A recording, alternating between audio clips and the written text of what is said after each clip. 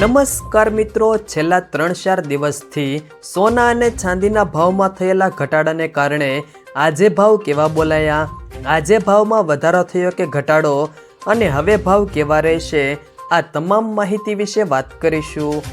વિડીયોમાં આગળ વધતા પહેલાં જો તમે અમારી ચેનલમાં નવા છો તો ચેનલને સબસ્ક્રાઈબ જરૂર કરજો, જેથી અમારા આવનારા તમામ વિડીયોની માહિતી તમારા સુધી મળતી રહે। તો ચાલો શરૂ કરીએ આજનો આ વિડીયો।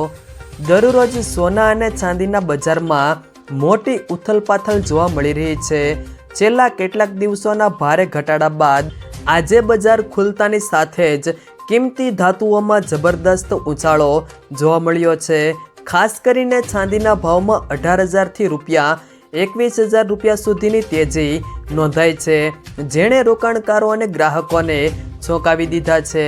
ભારતીય બજારમાં સોના અને ચાંદીના ભાવમાં રિકવરી જોવા મળી રહી છે। મંગળવારે MCX પર ચાંદીનો ભાવ આશરે 4%થી 8% વધીને ખુલ્યો હતો। પાછલા સત્રમાં ચાંદી 2,37,261 રૂપિયા પર બંધ થઈ હતી, જે આજે ઉછાળા સાથે 2,45,711 રૂપિયાની આસપાસ ટ્રેડ થઈ રહી છે। તેવી જ રીતે સોનાના ભાવમાં પણ પ્રતિ 10 ગ્રામ 4,000થી 6,000 રૂપિયા સુધીનો ઊંચાળો જોવા મળ્યો છે, જેના કારણે સોનું ફરીથી 1,50,000 રૂપિયા સુધીની સપાટી વટાવી ગયું છે। બજારના નિષ્ણાતો માને છે કે આ તેજી પાછળનું મુખ્ય કારણ વૈશ્વિક બજારમાં થયેલી હલચલ છે।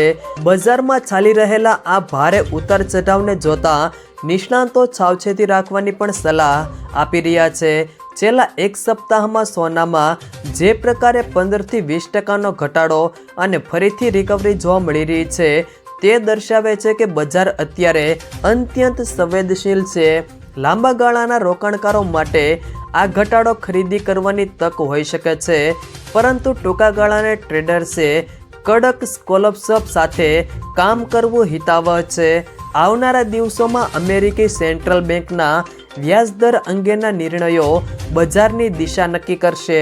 સોનામાં મંગળવારે 3%નો વધારો થયો છે, જ્યારે ચાંદીમાં આશરે 6%નો ઉછાળો જોવા મળ્યો છે। આગામી સમયમાં સોનું અને ચાંદી અલગ અલગ દિશામાં જઈ શકે છે।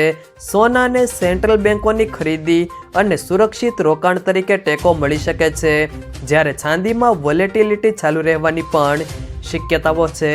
જો મિત્રો વિડીયો પસંદ આવ્યો હોય તો વિડીયોને લાઈક કરો, તમારા મિત્રો સાથે શેર કરો, અને જો તમે અમારી ચેનલમાં નવા છો તો ચેનલને સબસ્ક્રાઈબ જરૂર કરજો, જેથી અમારા આવનારા તમામ વિડીયોની માહિતી તમારા સુધી મળતી રહે।